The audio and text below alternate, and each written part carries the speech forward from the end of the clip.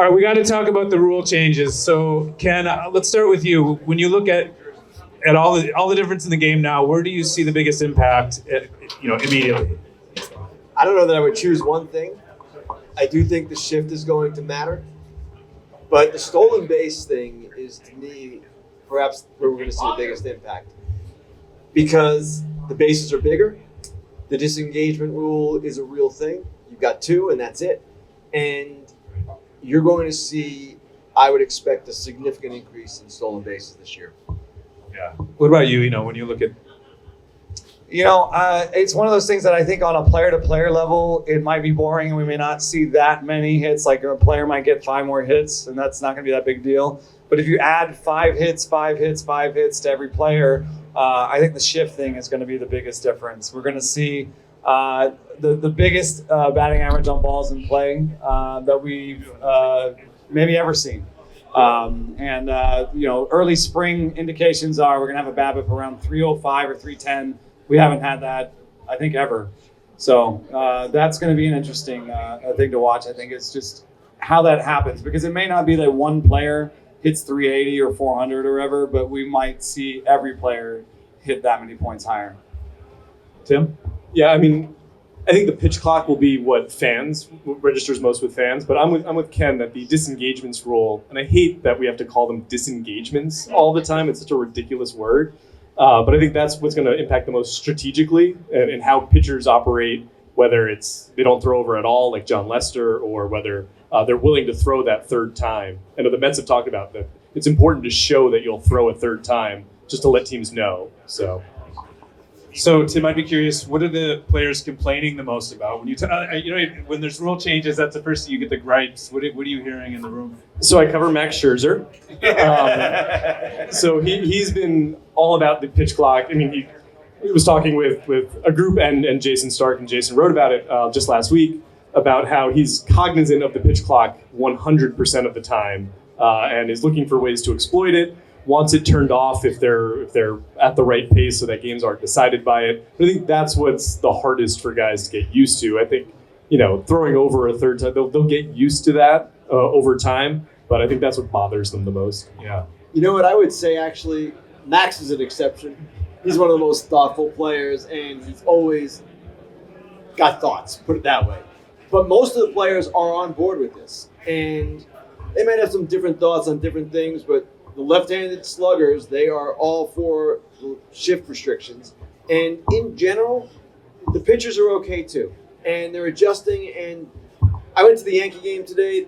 There were really no incidents at all. I think there was one called strike on a hitter. But the game flowed. It was better. I think the players want to get out of there a little earlier too, get off their feet.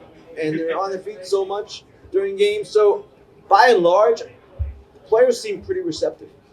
That's great. I think one thing that's funny is the players have such a high opinion of themselves that it comes through when you talk about it. Like, oh yeah, of course I can handle a pitch clock, or like pitchers never really like the shift, because they always just remember the time when, like, oh man, there used to be a defender there. It sucks. Screw the shift, So they're like, yeah, get rid of the shift. Yeah, I never liked it anyway.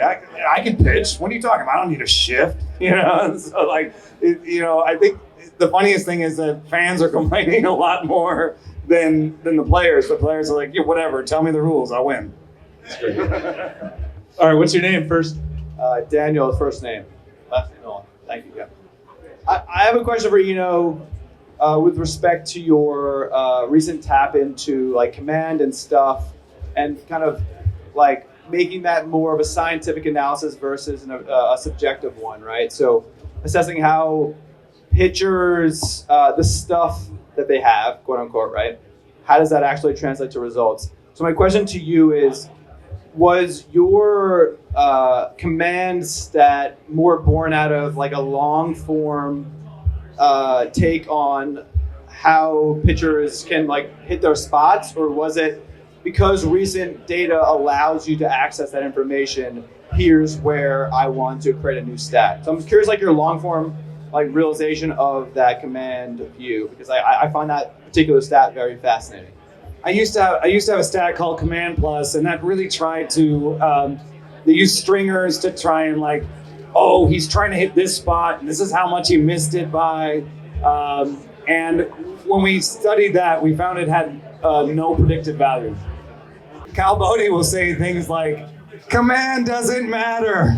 There is no such thing as command. I step back from the brink a little bit, but just generally, I think that pitchers do not have as much command as we thought. There's more spread there's not that much spread in the true talent. Mostly pitchers should just throw it in the middle of the zone with good stuff, and their stuff will bring it to the good locations. And so the study of command is maybe in its infancy still, because we haven't proven it matters, and yet everybody in baseball tells us it matters. So there's a disconnect there between what the numbers say and what people say, and I'm uncomfortable saying things like command doesn't exist and command doesn't matter. But statistically, what we have now suggests that command doesn't exist and command doesn't matter. Same question to Tim. All right, if anyone else has a question, let's keep them rolling here. What's your name, sir? Pete. All right, Pete. So follow on to the rules question. Is there one rule that you think might have gone too far? And anything that you would see like getting scaled back next year? Obviously, like they've been trying to prove it out in the minor leagues before bringing it into the majors. But is there anything that you think like in the way that they brought it to the majors that you see changing like next year, say, or in the middle of the year? I know like they changed the sticky stuff enforcement ban in the middle of the year. So anything like mid-year maybe or next year that you think could change? Good question. I'll go first. The clock to me might be a little quick. Now, I don't know that they're going to change it, but somebody suggested to me yesterday, well, what if it was 20 and 25 instead of 15 and 20? The game would still move. Now, watching the game today, it seemed pretty natural. No one was forced. My concern is as we get deeper into the season, September pennant race games, and especially postseason games. Because if you go back and look at the Harper at bat with Sarris in the NLCS last year, that is violation city. But the drama of that built because Harper was stepping out, Sarris was stepping off. It was what you want from the playoffs. So I don't know if they'll relax it, because maybe by then everybody will be so used to it, it's okay. And that's just the way it's going to be. But that's the one concern I have. Ninth inning, even in an April game, ninth inning, maybe you slow it down a little bit. But I know what baseball is thinking. They're thinking we're not giving an inch here, because the players, as we've seen, the reason we're here is because the players, if you give them an inch, they will take a mile. So we'll start here, see how it goes, but my concern is that. Has anyone at The Athletic written about that Harper at bat lately? How about that story? That was one of our best stories. Matt Gill. Yeah. I mean, the counterpoint is all those Pedro Baez at bats in the playoffs over the last couple of years. I stand corrected. I actually think the one thing that might change would be, and Jason has written about this as with all the rule changes, is whether like the two-man outfield shift eventually gets banned if they decide basically go farther with the shift rather than the spirit of your question. But if they decide, if more teams do that during the regular season than we've seen in spring training, and they decide that that's not kosher. You have any thoughts on that? I don't want us to draw circles in the outfield. Right, like the wedge. Yeah. The wedge. The wedge, Jason Stark wrote about that one. The wedge would be the most effective. The wedge is this idea that you take the first baseline, the baseline from first to second, and you extend it out to the outfield, and you pass second base. And then you take the baseline from third to second, you extend it out, you create a pizza slice back there. And that no defender could stand in that pizza slice behind second base. That would actually be the most effective way to bring singles back into the game. That would be the most effective way. And I coach Little League, and we tell everybody in Little League, hit it up the middle, and I think almost every coaching spot along the way, hitting up the middle is good. And even now with this shift restriction, hitting up the middle is not that great. There's still that shortstop that can stand basically on second base and steal that hit up the middle. So I but I don't like it either. Like I don't want to see extra lines drawn on the pitch. Yeah, I don't like it. I want to play for Eno's Little League team for sure. All right, we got another question. What's your name? Asher. Sure, go ahead. All right. I'm glad we talked about Command Plus. Throw out any stat with a plus in it. You throw out most of the other stats. Who are you most excited to watch this season? Oh, I thought you were just saying throw them out. I was like, Yeah, just get rid of it. Work on that crap Pure before vibes, 10 years. baseball. Pure vibes. Just for the. Who are you most excited to watch this season? Ron Acuna Jr. You know what? That would have been my answer too. No, sorry. Sorry. I had to blurt it out. That's a great answer, though. I mean, I just think he's healthy again, and I think he's a supreme athletic talent that has got his wind under him again. I'm excited to see if someone actually can go 50-50. I had a job once where I was working in the bullpen at MLB.com, and that you edit all the pieces that go up on MLB.com. And in my first day in the bullpen, I had to edit 3 stories about how Matt Kemp wanted to go 50-50. And the whole time I was like, this dude is not going 50-50. Why are we writing about this? We got really 3 stories about this? But if somebody could go 50-50, could be Ron Acuna Jr. I don't know. It's that kind of talent. Because I cover the Mets, I'll have to go with a Met and not one of their chief rivals. So I'll go. I've been fortunate to cover a lot of really good pitchers in my career, but now getting to see Verlander up close will be a lot of fun to see what makes him as good a pitcher of his generation as anyone else. Once he's back in 5 months.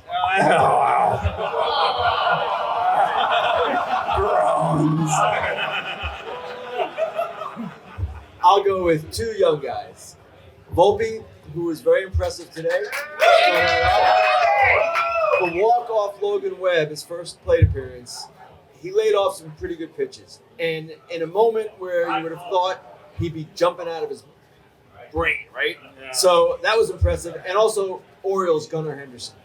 That guy's a talented dude, and I'm really excited to see him play. Any more questions, comment? All right. What's your name? Ben, I was wondering, you guys have any ideas like what the new frontiers will be with bat tracking?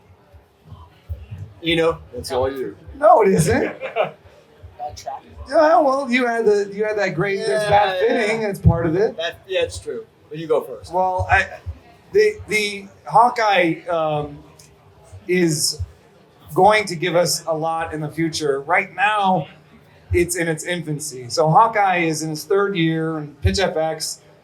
When it was in its 3rd year, it had a hard time differentiating between pitch types and sinkers and 4-seamers. And so we're at the beginning, but eventually it'll be able to tell your different body parts. It can't quite yet. It has a hard time with the pelvis, which some men do.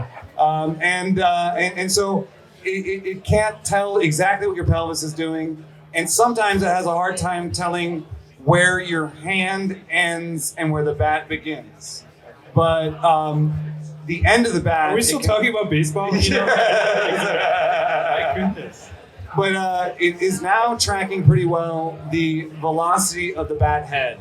And so there was some fun stuff last year from MLB.am where it had bat speed. And now there's all these arguments about where should we measure the bat speed, where along the bat, and we'll have those arguments. We'll figure it out, and eventually we'll be able to separate out bat speed as a skill that certain players have. Now that's going to be separate from how good you are at centering the ball. And then on top of that, as we measure these things better, we can fit bats better, we can do certain things like that. And you had a great story about the bat fitting. Right, I went to Baton Rouge to see the Marucci lab that a lot of big-time players are going to get fitted for bats like golfers are fitted for golf clubs. It's very common in golf. I'm not a golfer. I didn't know about that. But it was fascinating to see. And when I'm sitting there watching them take Austin Riley, through this whole process, they wired him up, motion capture, the whole deal. I'm sitting there thinking, I'm not really seeing how this works, but there is definitely a science to it. And it was really interesting. And Goldschmidt and Arenado, they were 2 of the first guys to go last year, they swear by it. And Alonso on the Mets is trying one too, even though he's not a Marucci guy. But it'll be interesting to see how he feels about it as we go along.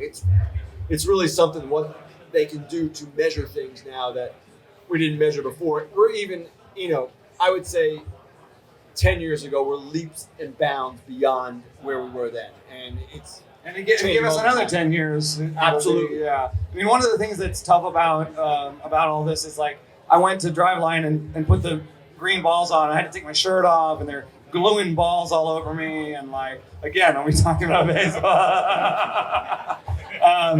But the reason that I was doing that, it was like when you make a video game, or Gollum had the green balls all over him, and that's how they made Gollum. But I have to do all that because our technology is not quite to the point where it can tell my different limbs apart, and so it needs these markers. But the next generation of stuff is going to be, it's called markerless motion capture. That's what Hawkeye does. That's what a thing called Kinetrax does. And that's what teams are investing in. And they have right now a big decision about sticking with Hawkeye and waiting for that to get really good, or some of the stuff like Kinetrax, it's a little bit further along, a little bit better right now. So teams like the Twins have gone heavy into Kinetrax. Teams like the Astros are heavy into Kinetrax. Other teams are relying on Hawkeye and waiting for Hawkeye to sort of figure it all out. All right, we got another question. What's your name?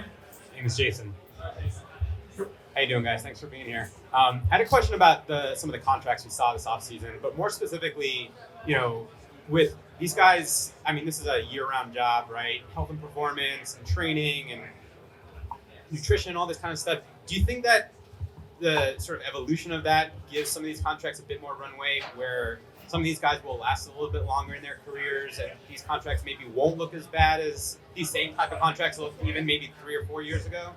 That is a really good question. And in fact, Judge's agents made that point in their negotiations with different teams, that players today train differently. They are much more aware of nutrition. They are much more capable of lasting longer. Not partying as much. They're not partying as much. They're in their room playing video games. So will this actually transpire where guys are productive in their late 30s into their 40s? I'm not so sure. But it is an argument that can be made, and we'll see how it plays out. Certainly, all of the things that are happening, that players are endeavoring in, training, all these different things, they all matter and they all are meaningful. But I don't know that you could slow the aging curve that much. Tim, I got a question for you in regards to this. Like, you've done a lot of work with contracts, and you've got sort of like an algorithm or a process that you go through in order to kind of judge these contracts.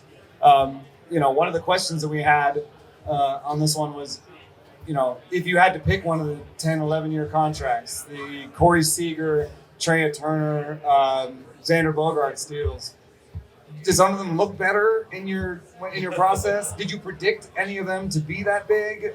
What do you think about the 10-year deals in regards to your process? I mean, like, my process is basically looking at comparable players. Right. And so you're not used to seeing guys sign through age 40 outside of, I think, Miguel Cabrera, which was not a deal that aged well. So I think, I believe Seager is not signed that long. Right. Like, it's a 10-year deal, but it doesn't take him into his 40s at all the way it does with Turner and Bogaerts. So you would say kind of naturally that would be the one you favor. But also I think Turner and Bogaerts have been better players to this point. And so Turner's actually... The athleticism is very different from one to the other. Yeah, and Turner he's one of those guys, his birthday's like late June. And so his age 30 season is not the same as someone else. Like Bogaerts, they're both in their age 30 season. Bogaerts is 10 months older than him or something like that.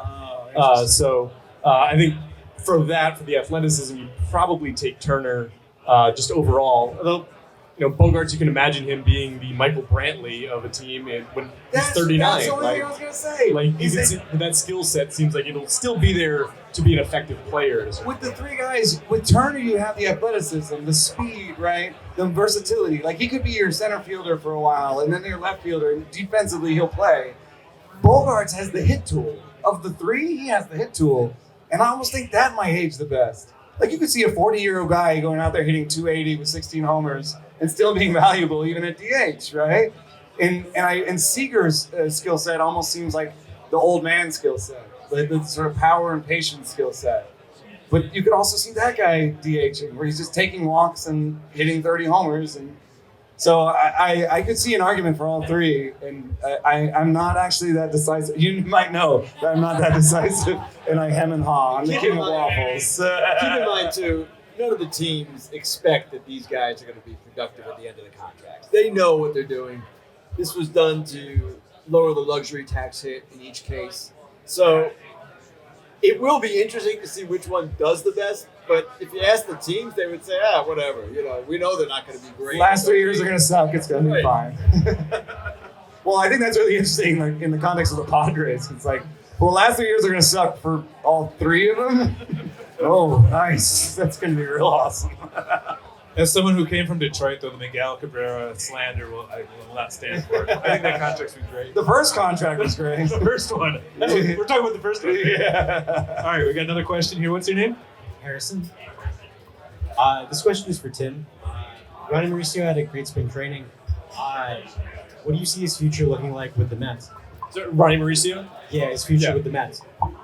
I mean, I'm really intrigued by what they do with him defensively this year because he's starting the year at shortstop. That's clearly not where his future is in the Mets organization.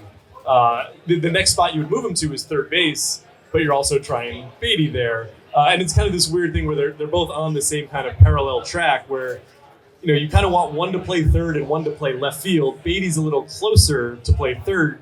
Which one do you move to left field first? And you just signed a second baseman, too. Yeah, and you have McNeil there for a while, but McNeil can move to left field too if you want it. So I think, Mauricio, the way he hit the ball, not just in spring training, but in winter ball, makes you think that there's a lot in there as long as he's good enough at pitch recognition. He's not going to be a guy who runs a 350 on base percentage probably ever in the major leagues, but can he be a 320 OBP guy who hits 30 home runs for you while playing third base? It's a really useful player.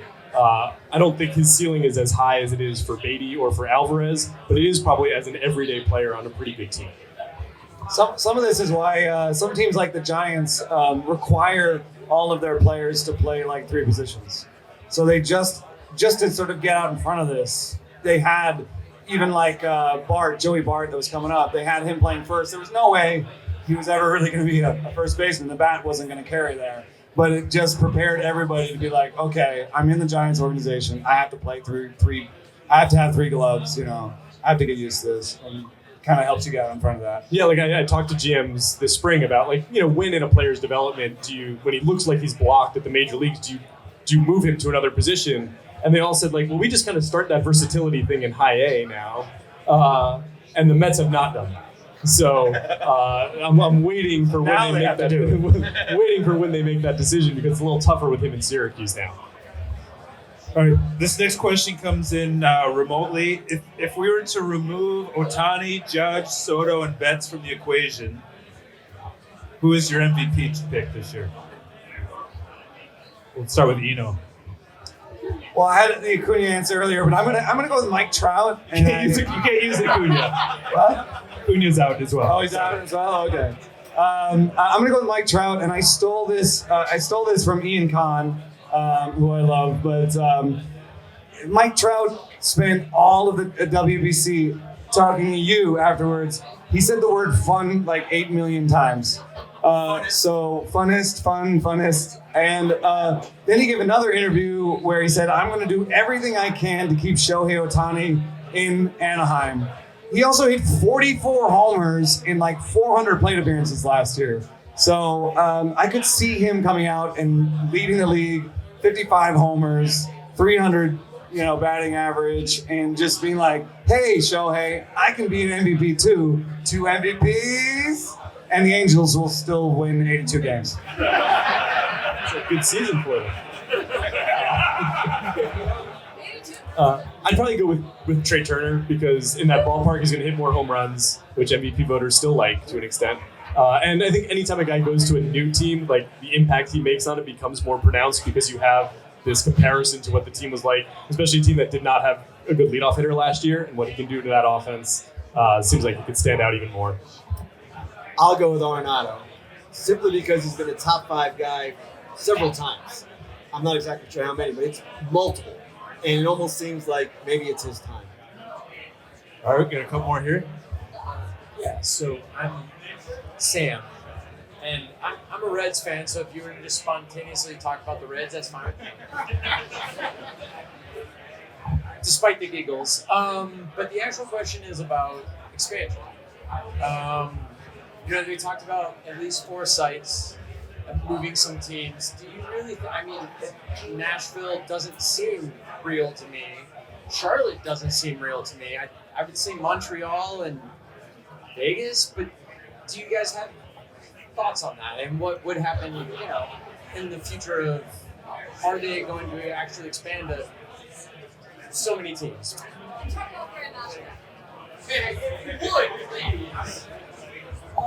Actually, Nashville does seem real to me.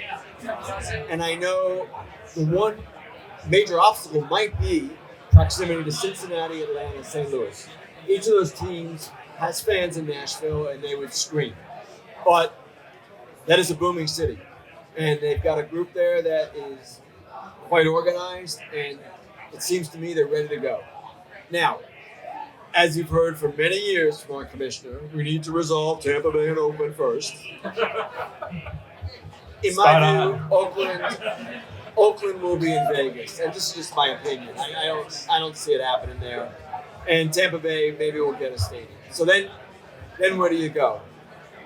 Portland to me seems too small, but I don't know. Charlotte is another city that Charlotte is booming. It's growing. It's a booming place. It's growing. You go to Charlotte and money Nashville, though, I would doubt that. That's too close. It's too close and it's too east. I think you would need to balance it. But I do believe Nashville's real. Never. Can we make a Montreal case because that's the best city in the summertime to go to? It's unbelievable. I believe it. One reason, there's reason to doubt it, there's reason to say, these other things have to happen first, and I believe those things. However, I think there's actually something happening right now in baseball that could lead to the owners wanting to expand quickly. This Bally's thing is really bad. And with the Bally's thing, I think baseball can come out on the other side with a streaming solution like MLS, where you can just buy your team's games from, directly from the supplier and cut out the middleman, and baseball might come out the other end making more money than they did paying Bally's and doing that whole thing and paying the RSNs. However, in the meantime, they're going to lose money. And that loss comes at a time where they just spent a ton of money. And I think about the Rangers got out of their Bally's deal. So they don't have like a TV deal. They're going to be scrambling to create a way for people to watch Rangers games. And the Rangers owner who just spent $1 billion on players might be like, oh yeah, you know what? Expansion means expansion fees. And expansion fees means I get $50 million or I get $100 million. And I think that sounds pretty good right now while I'm trying to build out my own TV network and make this thing work. So there might just be this kind of like short-term opportunity that leverages into expansion, even regardless of what happens with the A's and Rays. I don't know. It's just, I've been looking at that, and I think the Bally's thing is just really fascinating. All right, we got... It's super scary. They don't want to talk about it. Manfred always looks super uncomfortable when you ask him about it. Yeah. All right, we got time for 2 more questions before we're gonna do a line change on the panel. So we got one. What's your name? Hey, I'm TJ. Thank y'all for coming out. Listen to all you guys, appreciate it. This one's a little tilted toward Eno. From a fantasy perspective, I think about if MLB front offices are thinking so deeply about catchers and pitch framing and how that affects the results of their pitchers, should we be as fantasy players thinking about free agency acquisitions or trades and the impact that might have on pitchers and their K to walk ratio and those questions and how, from an analytical perspective, might we go about that? Yeah, that's an interesting question. I don't think I do it enough myself, but I do think you should look at how good a framer is on a team, and if, especially for a player that's moving teams. If you've got a guy who's being signed, like a Rodon, if he's going from the Giants to the Yankees, you have to think a little bit about, like, is Trevino a great framer? He was last year, he wasn't before. So there's, like, then you might have to project his framing ability, which is not easy.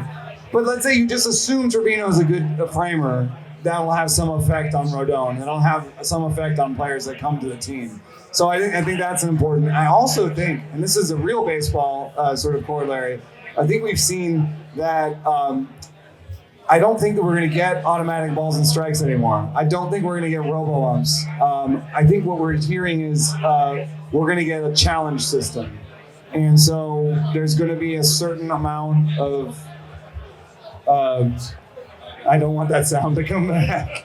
There's going to be a certain amount of challenges, and I think that's what's been going on in minors, right? Evan wrote this today, Evan Drellick, and Manfred spoke yesterday about this, how it seems to him, because the union objects to a whole subset of players being eliminated, the good framing catcher, that the solution might be the challenge system in which you get 3 challenges per game rather than every pitch being on ABS, which actually to me is more appealing with the challenges because it does include the human element. We can still yell at Angel and whoever else we want to yell at. Because yelling is fun. Yeah, exactly. And it would still include this art form of framing that has really come on in recent years. It's always been there, but Evan can talk about that when he's up here, but it's something that Manfred addressed yesterday in more detail than he has before. And it seemed to me that he was ruling out every pitch. He wanted the challenge. All right, here's the final question. This better be really good. No pressure. Here we go. Well, this one is specifically made for, sorry. As most of them have been. But, so this is a question about baseball on an international scale. I know that you have a bit of an international background. Shout out that sandwich. It was awesome. Thank you. But, looking at this past World Baseball Classic and how awesome it was and, that super underdog story of, the Czech Republic team, do you think, baseball has always been an international sport, but as the World Baseball Classic grows, do you think we're going to start seeing players from countries we've never seen before? Because you've lived in Europe before, what's your perspective on the growth in that continent? Yeah, I did a story with Dovydas Neverauskas and Chili Davis, a whole bunch of people that came from countries, even Tyler O'Neill, Canada, and they came from countries that don't have that background. And there were 2 stories that emerged. One was, I came to America, and this is my story. I came to America, and I wanted to be American, and so baseball, right? But that's not the only story. The other story I heard from somebody like Dovydas Neverauskas was somebody went to America or saw baseball and came back. And in my own community, I started playing baseball because they brought baseball back. And so that's, I think, what the hope of the WBC is that all these countries saw their own guys on TV, and somebody from the Czech Republic might play baseball next year that never thought of playing baseball ever before. And so I think we are going to see that growth. And I just thought it was a lot of fun. I mean, just to open this up to you guys, the WBC, that was meaningful, right? Do you think that was meaningful in we talk growing the game? What we watched, most people watching it was Japan and America. But still, did you get the feeling that it's going to grow the game beyond those countries? Yes, and I'll use Great Britain as an example because they had a pretty good run, a surprising run. No one thought they would win a game. And their manager was very adamant about how this is going to be meaningful for them, funding, and just in general, kids over there recognizing, hey, this is the thing. So it might not be this mushroom big thing right away, but over time in different countries, there's no question that the WBC is going to help. The Great Britain needs more funding. You saw those jerseys. Actually, that's no lie. Because I think the teams did pay for their own uniforms. It looked like that, yeah. So, yeah, you saw the jerseys. The letters falling off pretty bad. It'll be all right though. I mean, funding is the big thing. Funding is like you need to have national structure. It's a little bit of why certain countries are great at soccer. You know, it's like they have these academies and they funnel players into them and they have funding. I mean, like Germans aren't naturally great at soccer. I mean, I don't look at a German and be like, oh yeah, that guy's gonna be good at soccer. I don't know. I'm a German, so I'm allowed to make jokes like this. Me too. But we hired them to be our World Cup team 8 years ago, I thought. That's right. That's right. And so Germany just has great academies, great funding. If you're good at soccer, you're immediately put on like a travel team. They fund it for you. You don't have to pay for it. And so, you know, I think that funding is going to be a big deal. And so does Great Britain automatically get more funding for having gone further? I'm not sure how that works, but they automatically qualify for next tournament. So more people that interested. alone will help them. Yeah, and it just seemed that they were adamant about this, that, hey, our success here is going to be meaningful. And that was just one country. So I would expect that for others as well. The Czech Republic's a great example. It would be a good thing. And I discovered something I didn't know. The WBC is owned collectively by the MLBPA and baseball.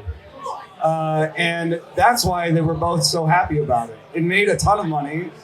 There were a ton of people watching. And that's why it's going to happen again. Because it's something they can do together. It was the only time you see Tony and Manfred smiling and giving high fives at the WBC. So it's definitely going to happen again. And money is part of the reason why. Awesome. And not the hog, just going off the Great Britain thing, MLB The Show including World Baseball Classic cards is one of the greatest things because Harry Ford is now one of my favorite players. He hits tanks. And then someone behind me in the crowd, they asked, if you could expand upon your experience outside the U.S. I was born in Jamaica. I didn't see any baseball there. I went to Germany. My mom married an American. When I was in Germany, we would play baseball, and the local German kids would be like, "What the hell is this? What are you doing?"